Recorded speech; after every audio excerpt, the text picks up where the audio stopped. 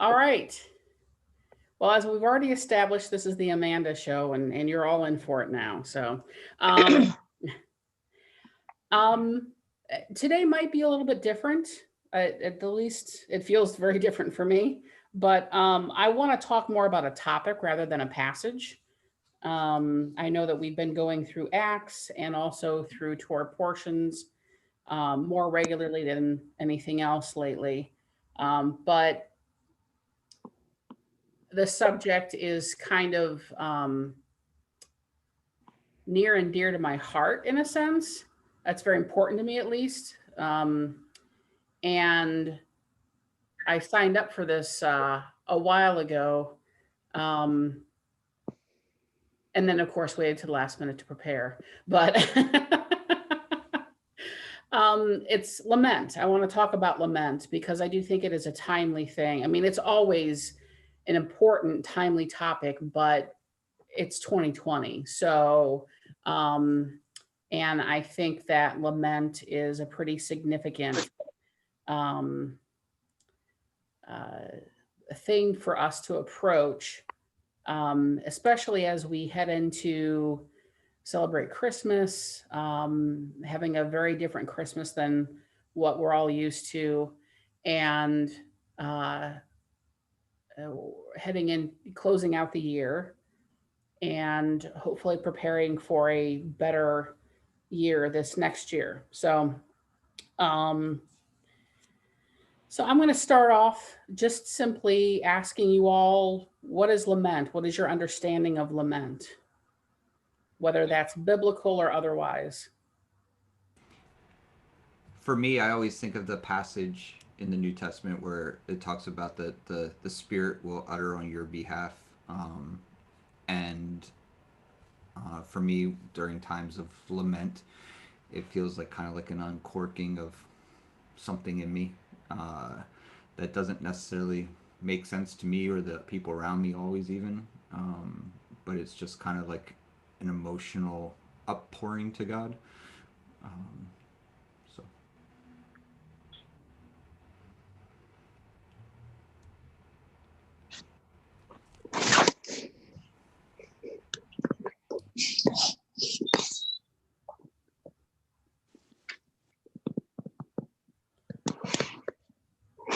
Can anybody think of any?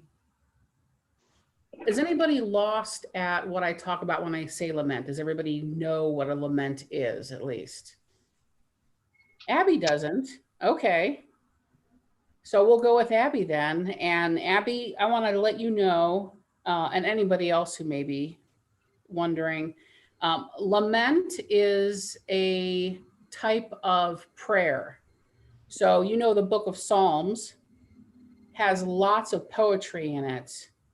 And over one third of the poems in Psalms are Psalms of lament. And they are particularly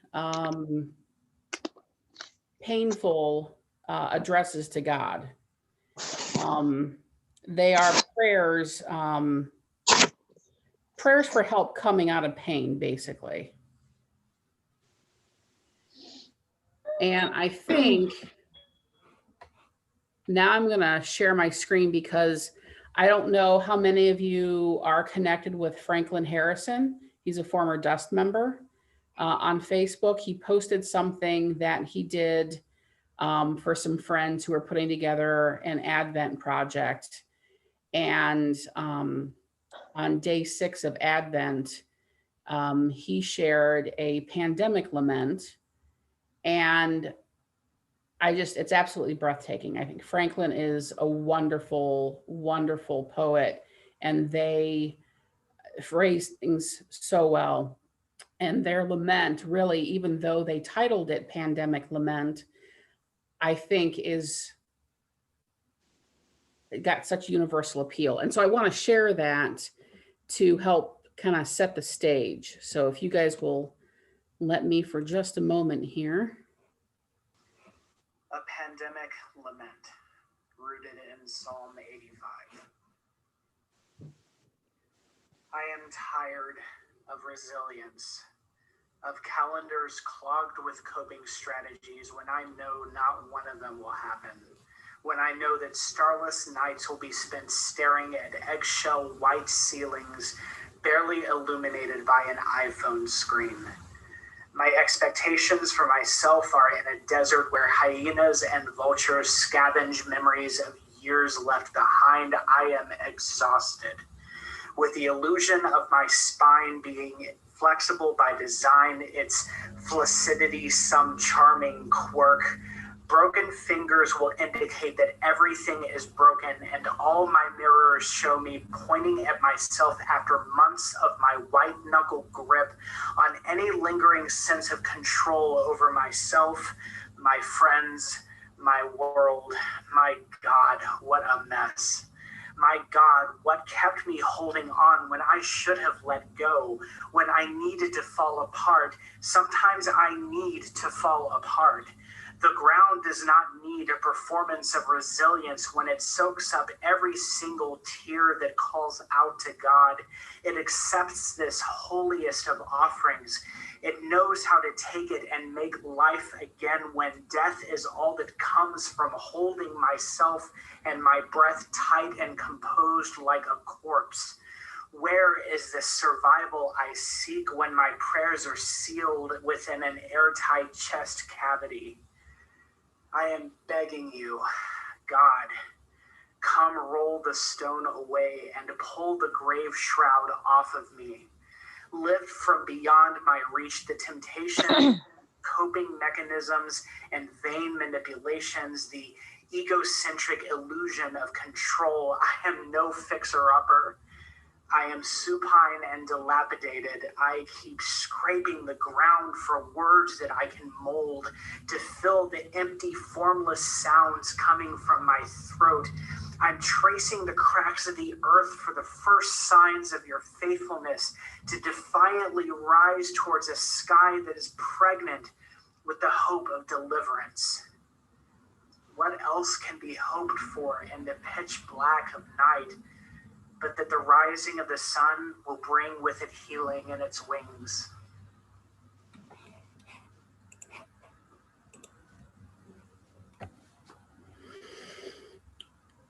Wow.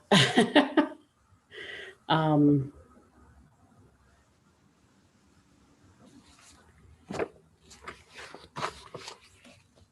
now that we've listened to that, do we have any responses to that?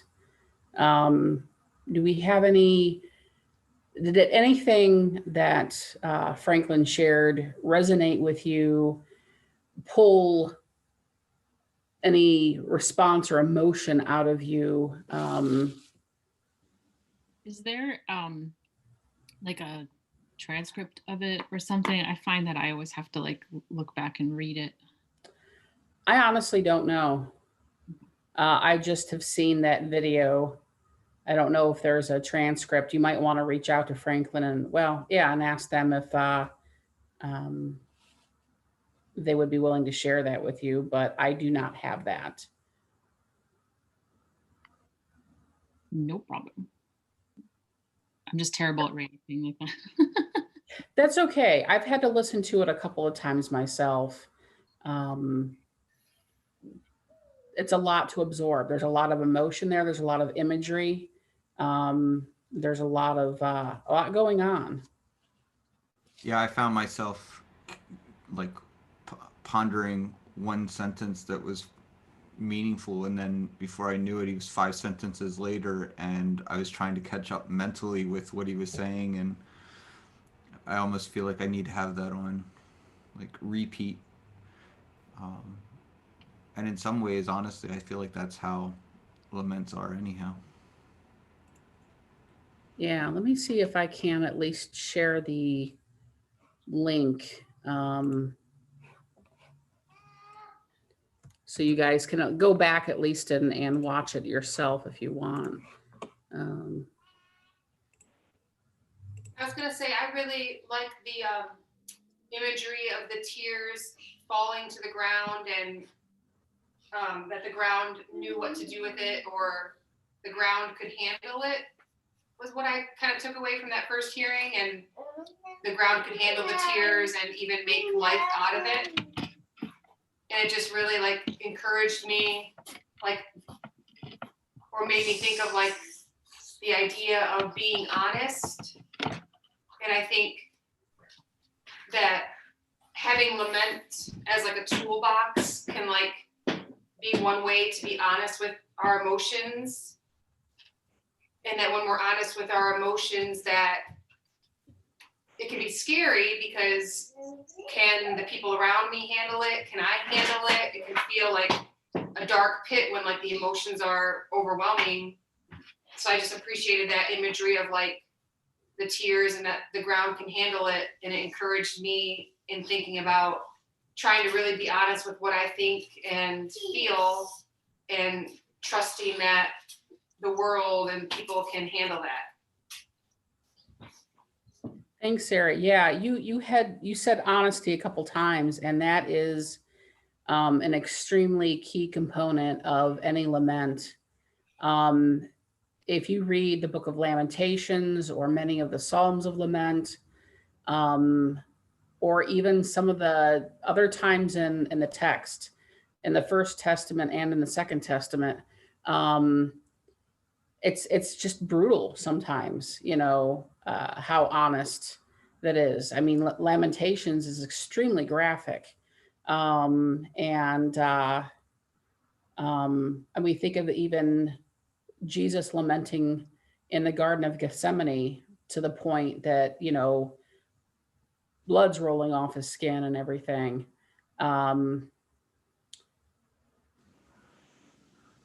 Somebody's posting the words. Thank you, guys. It just is so heavy. And that is like what Don was saying earlier, that heaviness just seems to break forth and pour forth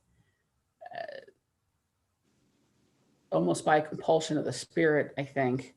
One of the interesting things is I've mentioned Psalms of Lament, but another term for them is Psalms of Complaint. So I'm kind of wondering what you guys think of that phrase.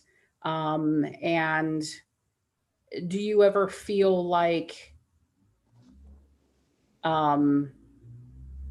we've sort of as a culture or whatever have been taught that we shouldn't complain. We shouldn't express anything that might be negative about God or God's actions, or just anything that might feel like it's jeopardizing our relationship with God or our faith. I definitely, Go ahead, Lee. I think that gets at what one of the things I saw about laments was that you're allowed to be totally self-centered when you're lamenting. That it's not like you're not taking a perspective other than your own. You're not trying to censor yourself and saying, well, this is how I feel, but in reality, I know that God is good. I think a little bit of that creeps in there, but you don't have to stop the complaint because you know that God is good, that you can complain and God can still be good. I reread Lamentations this morning, and, that's what struck me is that, the writer is basically blaming God for everything and saying, God, you're horrible. And then right in the middle is like, oh, but, you're my only hope. You're my redeemer. You're, you will come and rescue me from this. And but that it's like totally okay to be to hold both those thoughts at the same time. I guess, for me reading Lamentations, it's a little bit hard because I see kind of the psychology of like an abused partner almost. It talks about how well, I deserve this, you're horrible, but because of what I did, and then going back and saying, will you forgive me, and so, that part for me is very hard to read, because I see how easily that's read, um, into, by people who might be oppressed and blaming God for it, but then having to both blame God and go to God for relief. And so that's the hard part, I think, of the idea that um, we're both complaining against God and to God, you know. Yeah. I was reading, and one of the things, kind of the way that they said that the structure of it reminded me of like Lamentations is sort of the sandwich, because chapters 1 and 5 are like, oh, Israel sinned and here's God's wrath and all that stuff. And then 2 and 4 are like, God's jerk, God's punished the innocent with the wicked, and God's anger was disproportionate to the sins and all that stuff.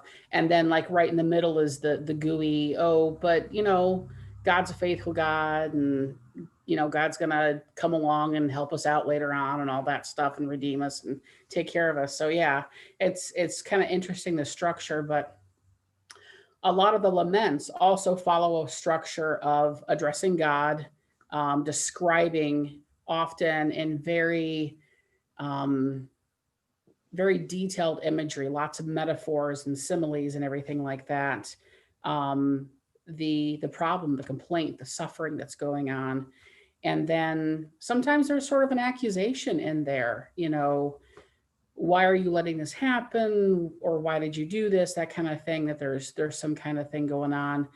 And then there is the petition for help and the reminder to God of God, who's God supposed to be, and a vow of praise eventually. So there's usually a structure to a lot of those. And you could even see that a bit in what Franklin wrote too. But what really sticks out with me is the fact that there's a process usually, a structure, a process in a lament that goes through. And it reminds me too of the Jewish tradition of Shiva, and the structure and the mourning period to that, and the certain traditions and things that are followed and whatnot, that it is a communal thing as well, that kind of pulls the people in, and it deliberately allows for complete and utter grief in a sense. And I think, to me, I guess a lament is like the Shiva of scripture, you know.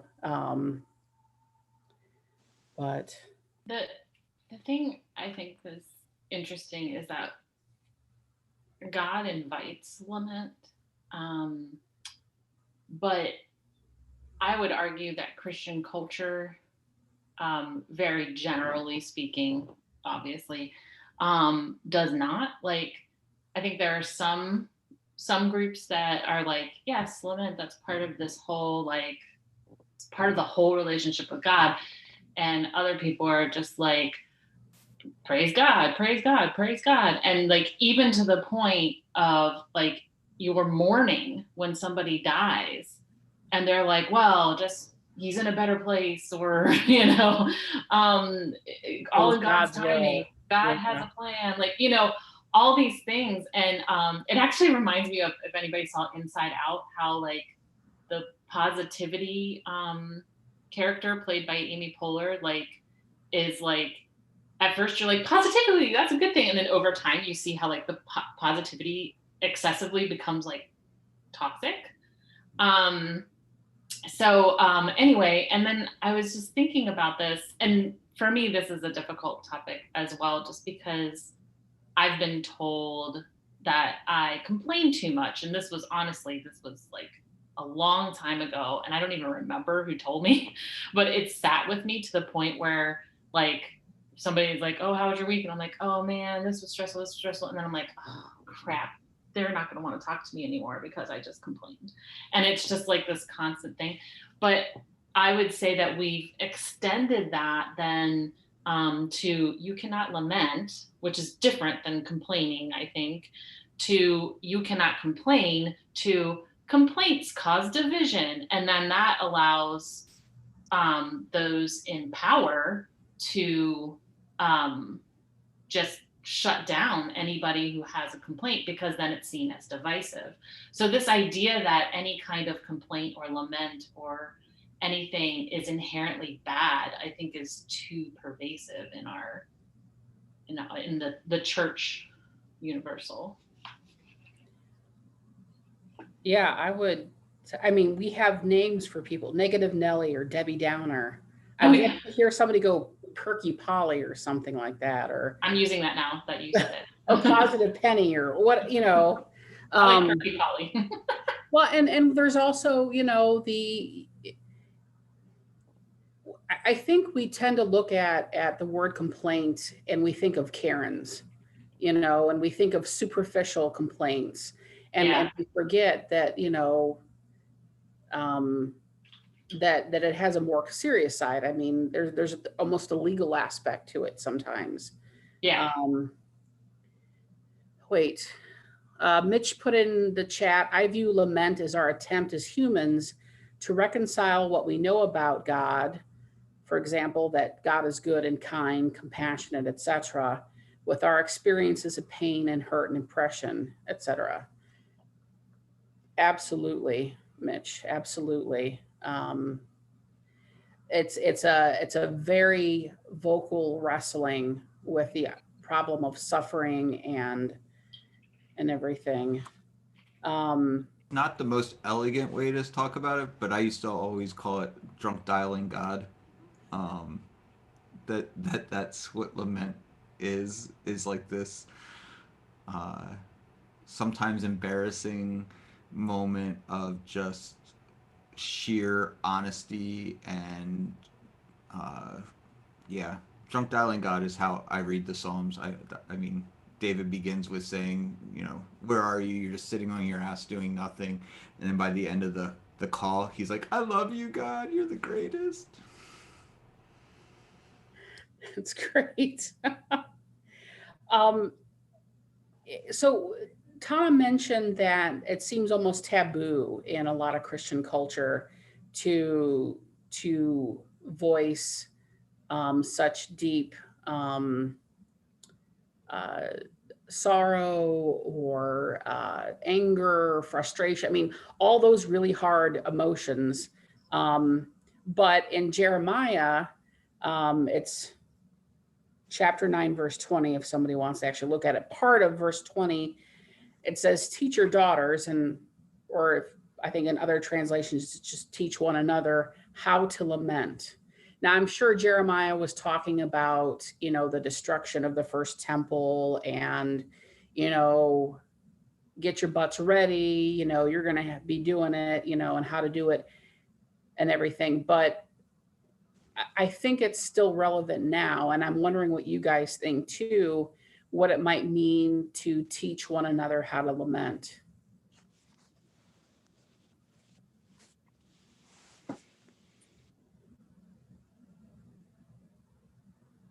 Amanda, do you think that it's something that's hard to teach and maybe hard for us to wrap our brains around because in relationships we don't allow it?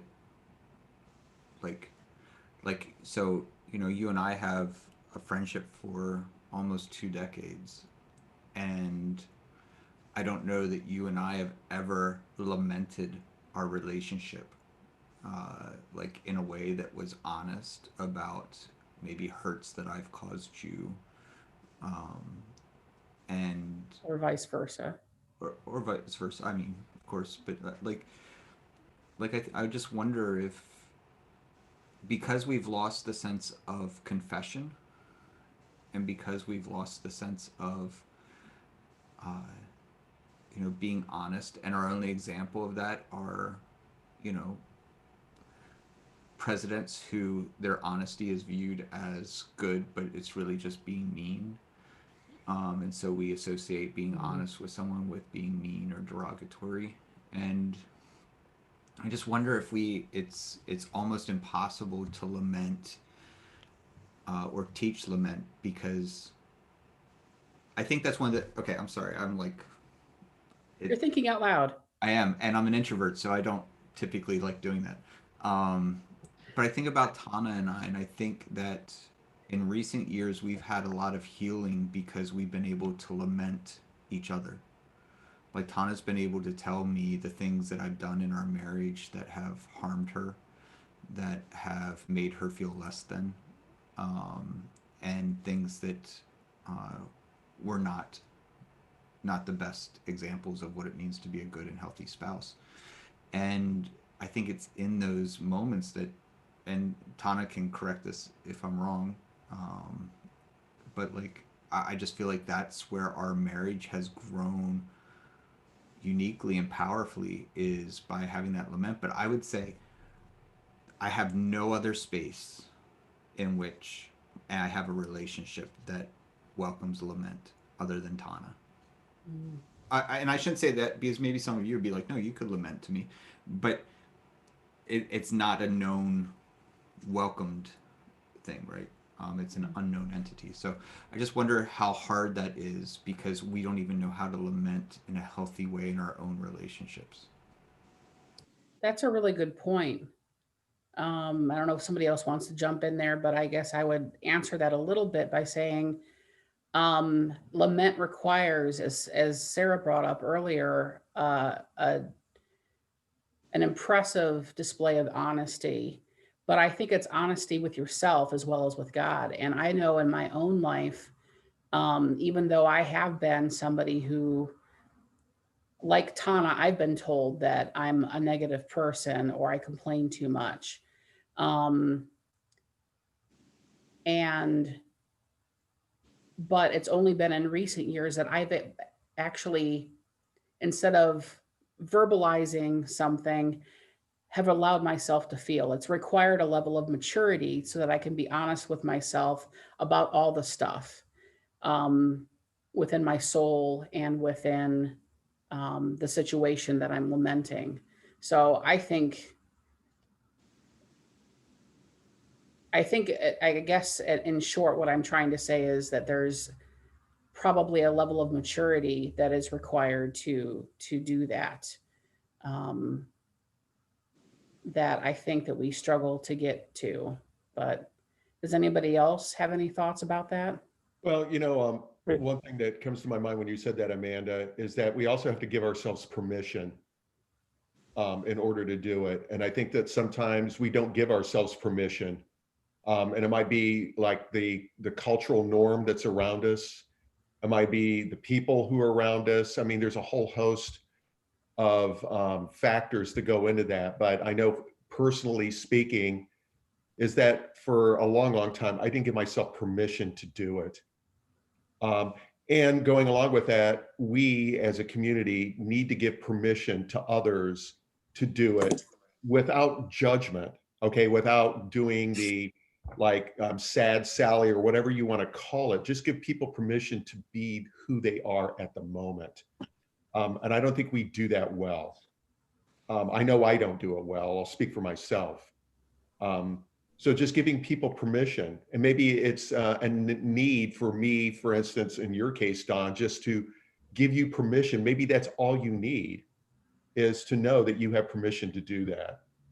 And so maybe we just need to be more transparent in that, and just giving permission to myself first, and then giving permission to others. I think I'm I'm almost sensing kind of two categories of lament, because when I kind of following the definition that I'm using, and then trying to apply what Don was saying about um, communication in relationships, it doesn't quite go together. And so, so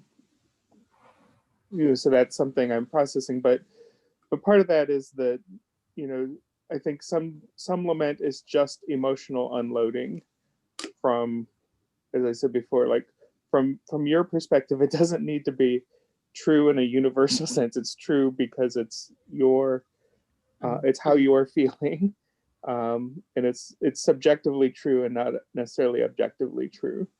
And in terms of complaint, like I don't think a lament. I think you had talked, Amanda, a little bit about that piece of lament where it's calling upon God to keep his promises, or calling upon God's character, God to be true to his character when you perceive that he is not. Again, from your perspective, that God is not.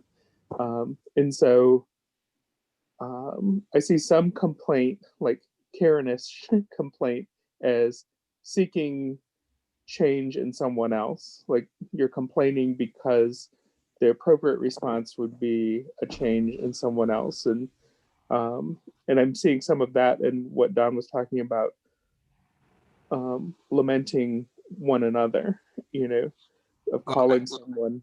wait, can I say something to that real quick? Yeah.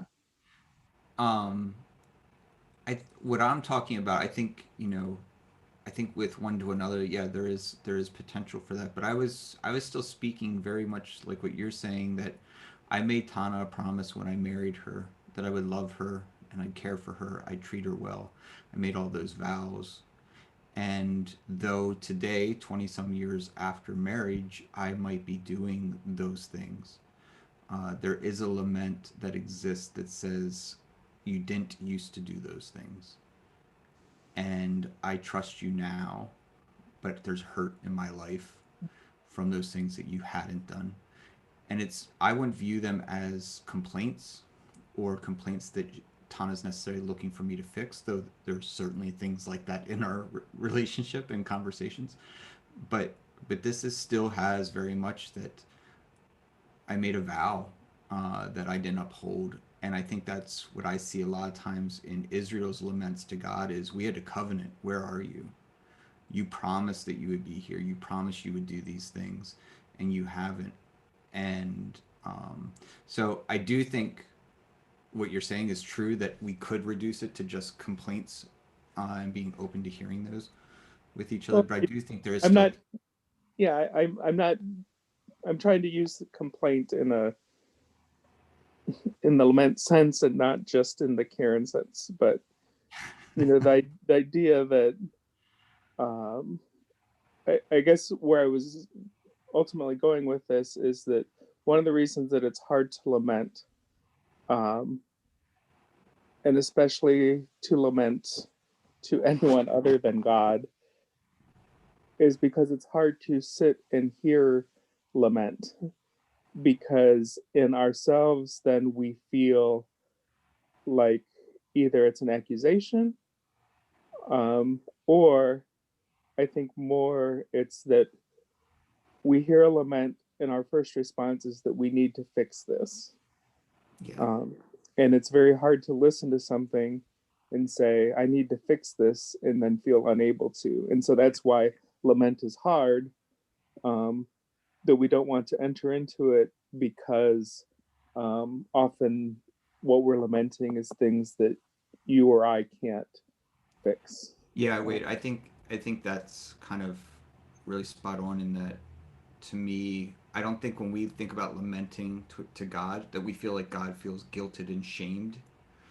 Um, Whereas I think we fear lamenting to one another because of the fear of guilting or shaming them, or we Or don't even want to hear it. hopelessness, of saying, like, I don't know why I'm telling you this because you can't fix it.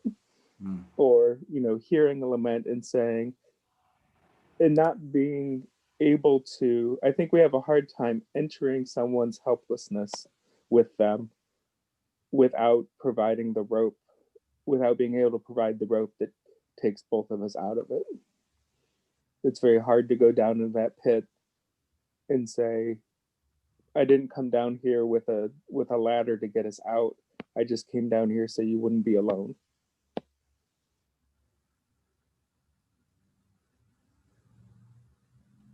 I hadn't really thought about the what I think you said it, Wade, about how approaching somebody about their like behavior or something about expectation of someone changing. Because, but sorry, this thought is forming. It feels like a lot of the laments in the Bible are that to God, though. Like, I think there are times when it is just, we just need to lament. And I think that's important. So it's not all internalized, but I do think there are times that it's like, well, God, you're not fulfilling your part of the bargain right now. So we need you to change. And that's just an interesting thing to me, because it makes me wonder if that's part of what makes people so like not wanting to hear that in church, is like, well, God's perfect. God doesn't need to change. Why, that kind of thing.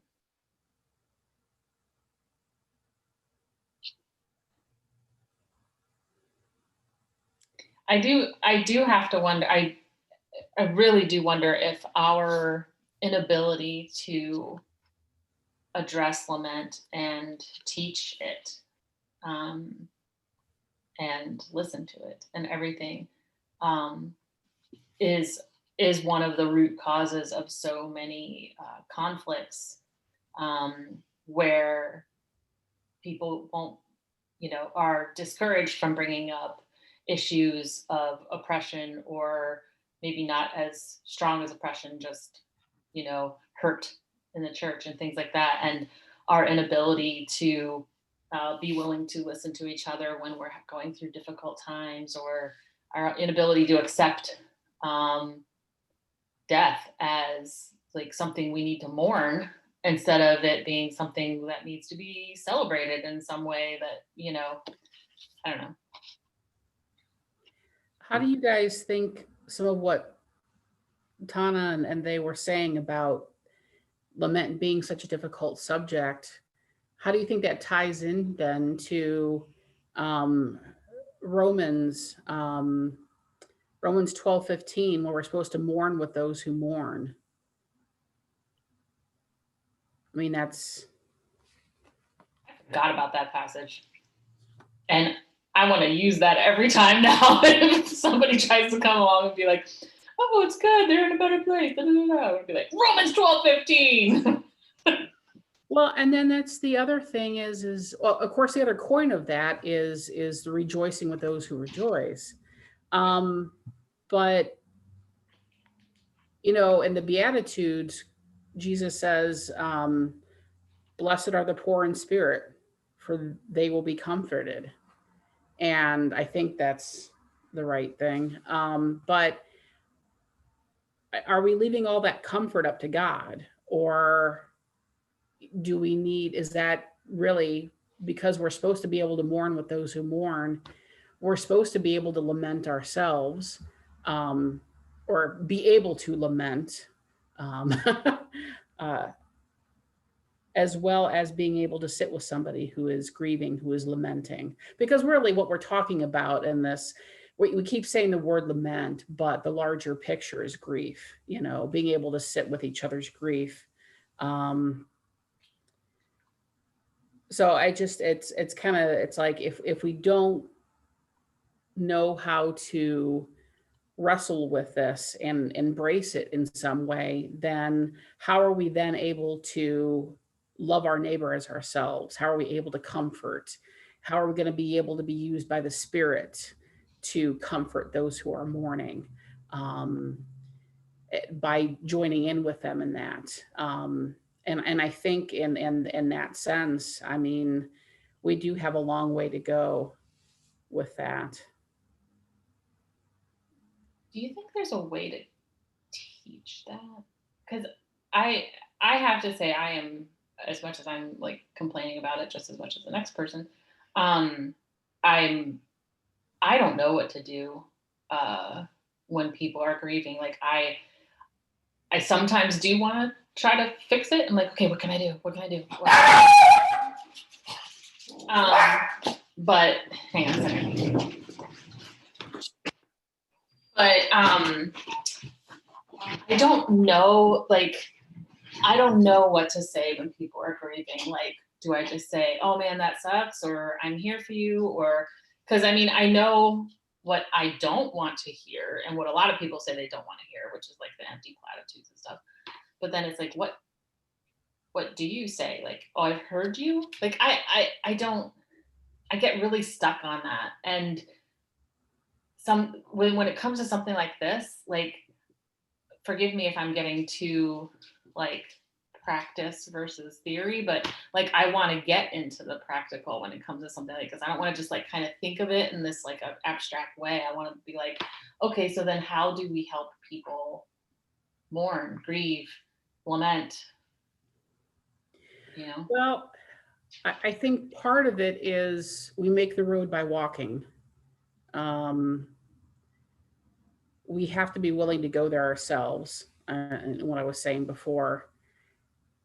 And I don't know if somebody else wants to speak to what Tana's saying, but I do have definitely one last question that kind of ties in with this.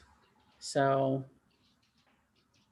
Well, I was just going to say that I totally agree that like it's part of just walking it out. I think there's things that we can learn and awareness that we can learn, but a lot of it isn't going to be until you're in like that scenario and you practice something and then you walk away and reflect on it. And also like every person is a unique gift. And even some of the things like the articles that say like, say this instead of this, like it still could fall flat. I'm laughing because I'm thinking, I just read a book that said like throwing a dirty diaper in the middle of a picnic table as a way of like just like dropping a bomb. Like it's like not like there's like certain sentence stems that if you just say are just going to magically like fix things. You know, it's like the much messier and much more nuanced, like being present with somebody, being able to be there for them and not lose yourself. And like and what I mean by that is like to be a place that they can safely share and like creating that safe space, which like I've thought about a lot too, because thinking about like encouraging other people as they become mothers. And a lot of times the first time you ask somebody if they need something, they say, oh, we're okay. But sometimes you got to ask people 2 or 3 times. Sometimes you have to ask people like different ways, or even just like my idea was to like change the question so that if I change the question just enough, then maybe I'll throw them off enough to let them feel safe to be honest and say that they could use help. And I don't know, it's kind of like a Midwest thing. I feel like this like back and forth of like, how are you? I'm fine. Or do you really like want to hear how I'm feeling? And I think like with the lamenting, there's probably a lot that we can like learn intellectually, but until we like walk it out and try it out and like get into each scenario, I don't think it's going to be like an easy thing that we can just learn.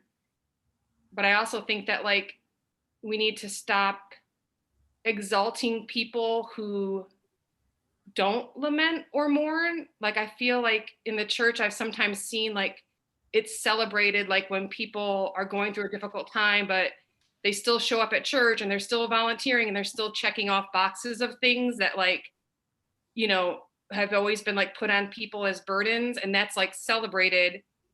And it's not celebrated that somebody is lamenting at home. Or just another like doesn't relate to the lamenting, but just to try to like clarify what I'm saying is like I feel like people are celebrated too. Like a woman gives birth and then 5 hours later goes to church because it's Sunday morning, and that's like celebrated.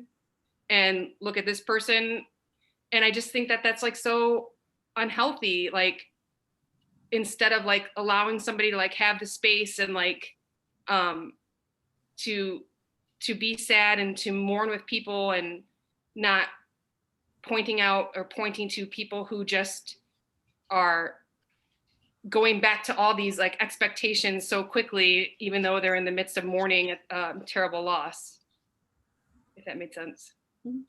I think in terms of mourning or lamentation and grief, it's almost, for me, the grief of mourning and death is because everyone knows that it can't be fixed.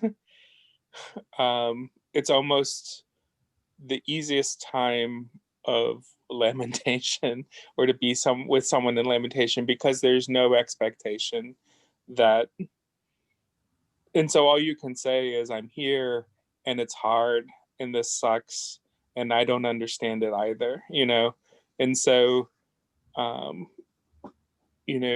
think the platitudes come from people. I mean, it's a way of denying the situation, or of denying their feelings, or trying to get them to change their feelings by getting them to question whether they're the right feelings to have, rather than just accepting that they are the feelings that you are having. And and so in some ways, Sarah, you know, I don't, like when you say, what can I do? And you say, I don't know, I don't need anything, it's not that I'm fine. It's that, it's the realization on both sides that, that there's not a fix, quote unquote, a fix for that, which makes some other types of being present with people, like, like pandemic grief and job grief and health grief, where there might be a fix, but it's not something you can provide. Like, that's what feels, I think, even harder, because I think some of us get in this mode of saying, well, have you tried all of the solutions, rather than just saying, I trust that you've tried the solutions that you've, the potential solutions that you found, but obviously there's still grief here. And so how to be present in that, and without, I think that's what makes other types of grief, I think, harder to both recognize and to both be present with people in. So, I think the grief of mourning is, I think where that becomes hard is people don't recognize that is not a time limited thing, so so the grief that someone's experiencing years later might still be that same grief. Yeah, and I think like a big piece of it is like, besides trying to like create a safe space, whatever that actually physically looks like, but like also asking permission and not assuming that somebody is always in the perfect place to lament, or like what you were saying, like when you ask somebody, what do they need? I don't know. I mean, that's a legit answer, that they don't know. They might be yearning and wanting for help and just not know what they need. And I think the same thing could be true with like lamenting and I mean, even complaining, like all these things. It kind of goes back to that just respect of like people being separate, um and asking permission, like, is this a good time for me to vent? I've got something on my mind. Like, we have no idea what somebody else is carrying. And if we just ask permission beforehand, we can figure out that like maybe they're in a place to receive a vent or to receive a lamentation, and maybe they're not. Or if we're wanting to be a space for somebody, then also asking if they feel like they would want that. I don't know. I'm just trying to say that like, yeah, just the asking permission piece can sometimes be helpful when we have big emotions to share, because it respects wherever another person's at. Because I could be having a lot of big emotions in me, and if Glenn's had a tough day and like the minute he walks through the door, I'm just like vomiting a bunch of complaints, that's not really maybe the best timing. And I don't know that if I don't ask permission or ask, maybe permission's a bad word, but just like check in, like, is this a good time or is there a better time? Because I need somebody to listen. Well, and I think too, you're asking permission. It reminds me that a lot of biblical complaints, while some were very much in the moment, but they were usually addressed at God anyway. Some of these were just very formally composed and written out. I mean, somebody sat and they just poured all this stuff out, and so there is that. Well, it's like Ecclesiastes. I mean, there's a time and a purpose for everything. That seasonal stuff, but so yeah, I guess I think of that when you say asking for permission sometimes, to be able to enter into a time of here are my laments. Whether they're laments for the day or laments for this particular time or whatever.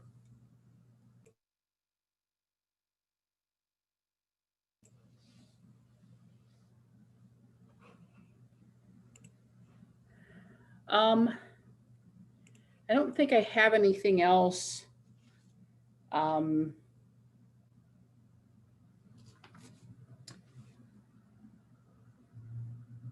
Right now, I guess one thing I guess I'd like people to think about, because I think it does tie into the subject, is a very short quote from Parker Palmer, which is "The way to God is down."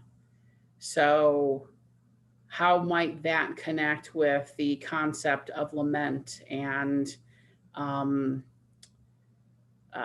grieving, whether that's individual or communal, whether that is addressed to God or like what Franklin did, and they created something that they then shared. So I think that's a great question to wrestle with, and if somebody wants to speak to that, they're welcome to. But then I had one more question, and that is a very personal one for each one of us. And we are recording right now, so if you are not comfortable answering at all, of course, don't answer. If you are not comfortable answering during recording, maybe we wait until after we stop recording, or perhaps you are comfortable with sharing. But the question is, what are you lamenting right now? What is causing your soul grief? What might you have maybe not identified it as grief or lament, but as we sit and think about it, where might you in your life be going, where are you, God? Or like Christ said, my God, why have you forsaken me? Is there an area that you feel that you have been forsaken?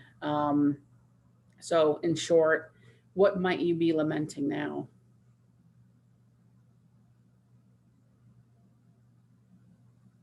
And I ask that, of course, because I am prepared to share, but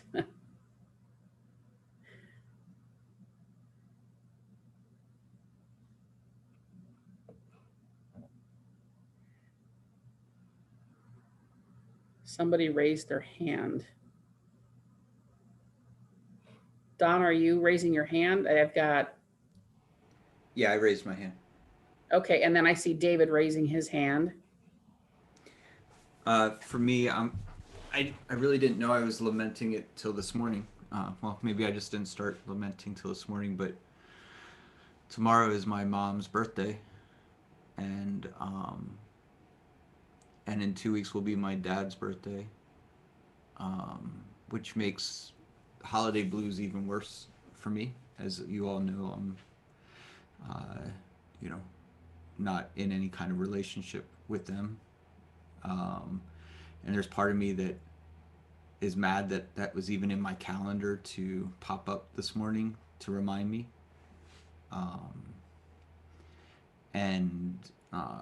So this morning at 5 a.m. when I woke up, and that was on my phone right away that tomorrow is her birthday. Just kind of put me in a bit of a spiral this morning. Um, so I'm lamenting and angry with God that God didn't provide me with parents. I was a non-orphaned orphan.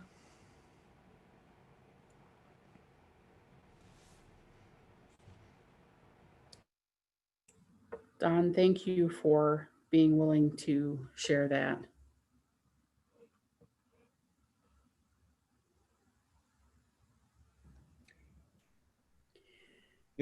It's during much of our time today.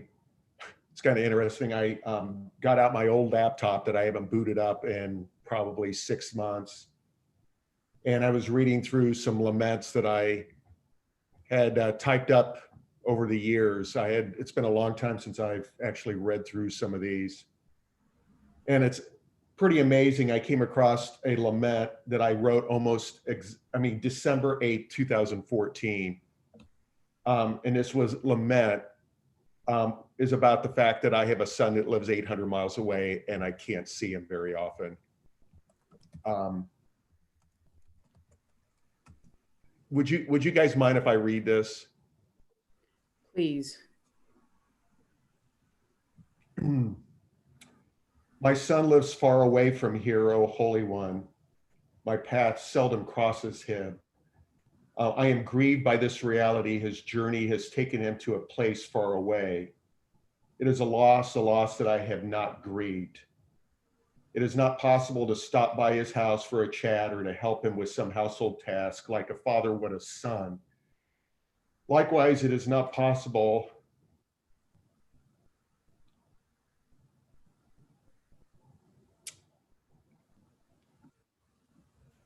It is not possible to invite him, his wife, my granddaughter over for dinner. Perhaps we would enjoy a game and share a laugh together. One of the great pleasures of life is just being with family. And sometimes being in a room together is enough.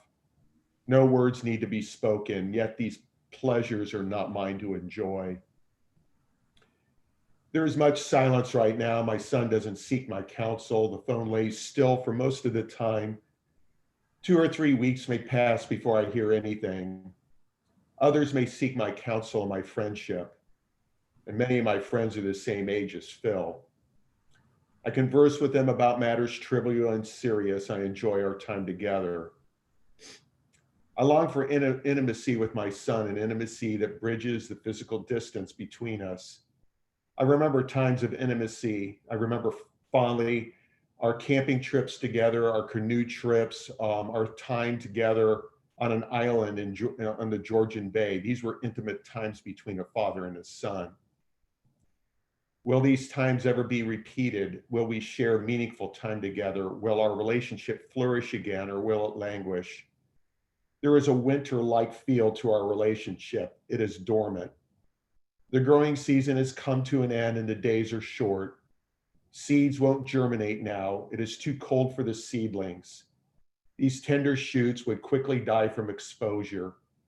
The sun is hidden behind thick, heavy clouds most of the time. The season isn't right for growth. It is a time of respite. The groundhog goes to sleep. There is nothing green to eat. It survives off the fat stored up during the growing season. The oak, magnolia, and trillium have stored up their reserves, waiting patiently for the days to grow longer and the chill to depart. Only then will the buds begin to swell and the flowers burst forth and leaves unfurled. Perhaps this is simply a season in our relationships and we have entered a time of dormancy. Seeds dare not sprout, for it means instant death. Days are short and cold and the sky is mostly gray. Nature waits patiently for longer days and warmer temperatures. Everything appears dead. There is little evidence of life. An occasional bird at the feeder or a squirrel gathering its meager ration of nuts and seeds. But life waits. The woodchuck in its burrow, the morning cloak under the bark of a hickory. the oak and magnolia in their roots and buds. Life will burst forth again when spring arrives, and it will.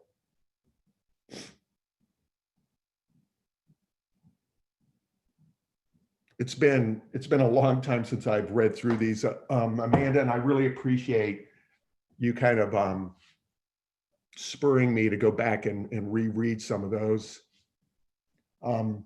It's necessary and important. And obviously you can see I'm kind of emotional this morning about it. You know, and our lives have changed quite a bit, but still that distance is a grief for me. It's a grief.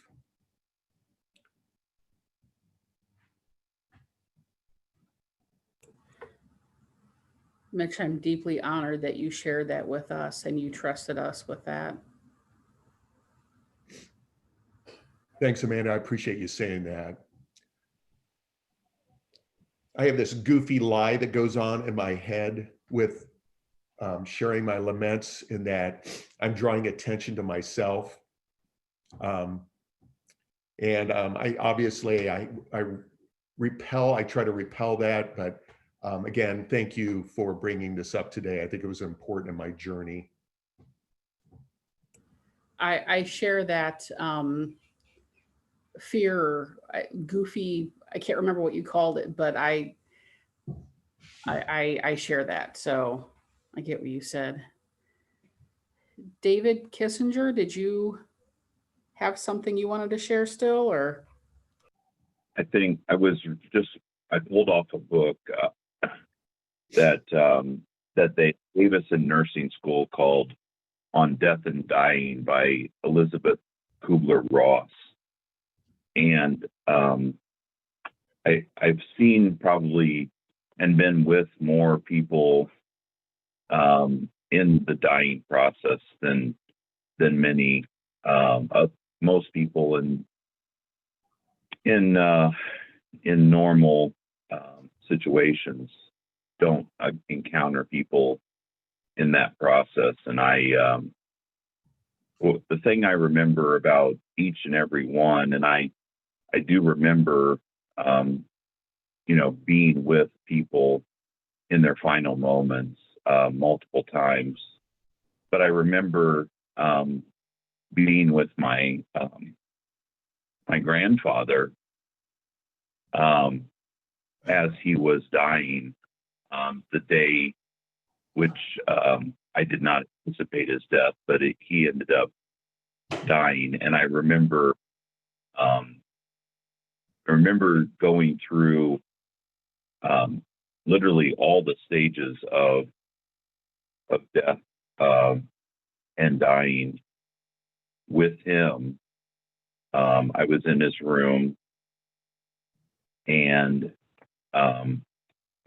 Dr. Ross talks about those stages, and I feel like I went through them all in a matter of moments, in rapid succession, not knowing that he would be dying. And it was different than any death I had ever experienced. One, obviously, because I was in his room, but two, I did not realize that I would be the only family member, the person that would be at his side at his death. And it was a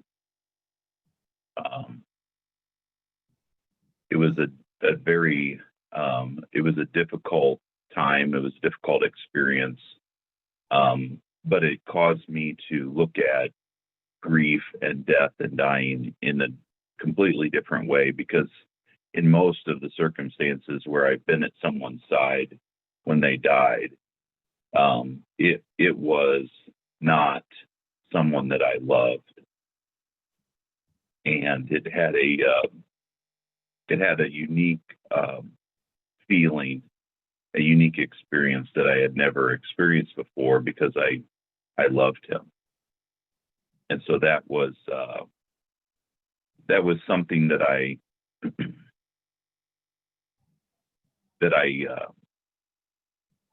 that was unusual for me in experiencing his death. And so I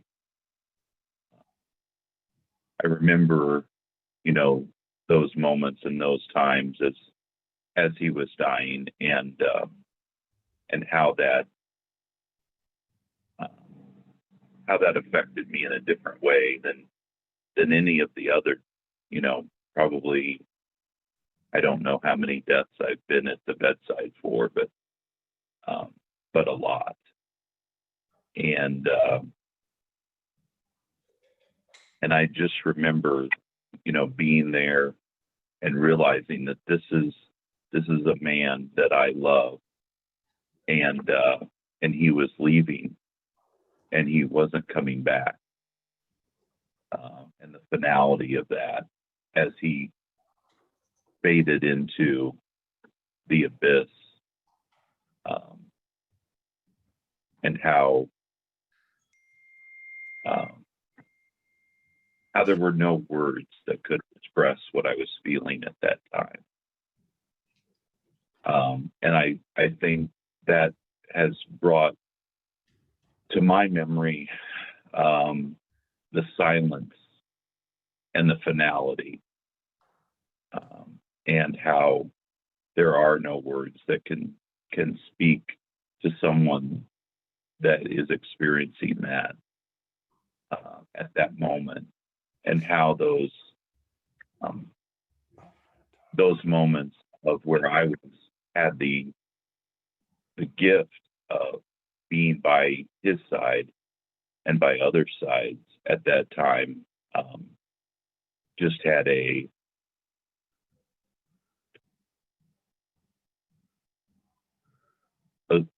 sense of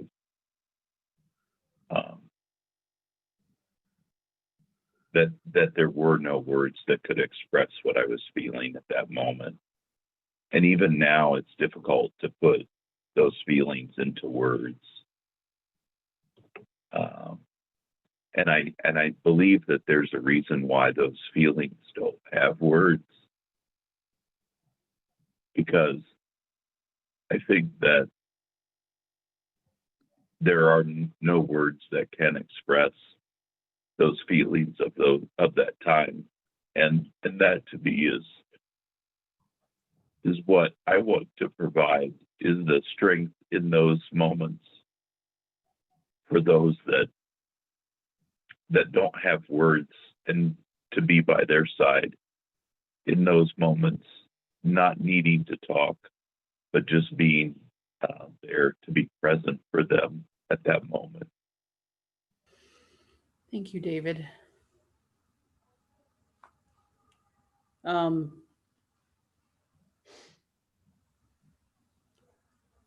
know, it's funny, we're talking about lament, and we're talking about stuff out of the text, which obviously has words to it, but really we're talking about pain and trying to put words to stuff that there really are no words for. And I guess I thank you for sharing that, and I really thank you for talking about the fact that there's often no words. Even we talked about words trying to comfort other people, but sometimes there's no words in trying to express the pain. So I think that's a very important thing to point out, that even as we talk about the need for lament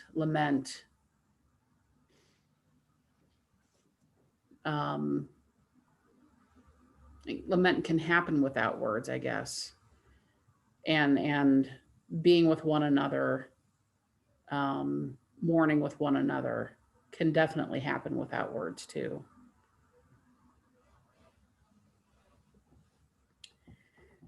Does anybody else have anything they want to share before we end the recording? Before we do, I will share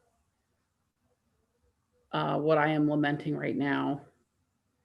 And that is something that I've been thinking about quite often. I, of course, have talked about lamenting lack of community where I am, and being so far away from all of you guys and a lot of the people that feel like home for me for church. But right now, one of the things that I have been lamenting is an aspect of the person I used to be when I was in Toledo. And the best word that I can come up with that is brave. I'm lamenting what feels like a loss of bravery on my part. I know intellectually that making the commitment of marriage and the commitment to being a step parent and all of those things. And there's been a lot of bravery involved in things that I've done ever since I've gotten married and everything. But in a sense, those are things that I've done in partnership with somebody else. Whereas when I was single, even though I participated in things with other people, there was that individual commitment, I guess. Doing the paper and stuff. I don't know that I have it in me anymore to commit myself to a project like that. And I want to. I know I'm in doing significant things now, loving my husband is significant, and trying to help raise the girls is significant, and other things like that. But I'm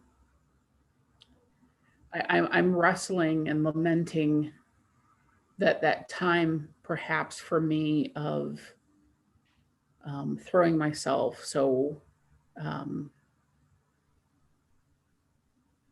directly into a project or cause or whatever, might be over or gone for quite a while. And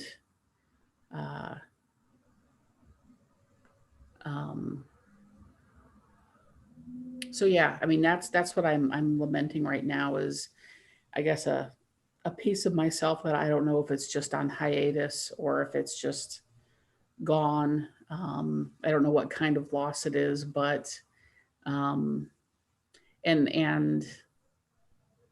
don't know.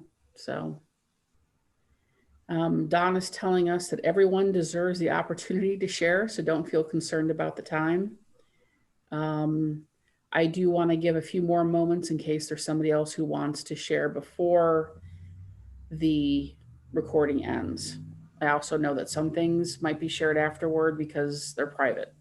So, and we don't want them on YouTube.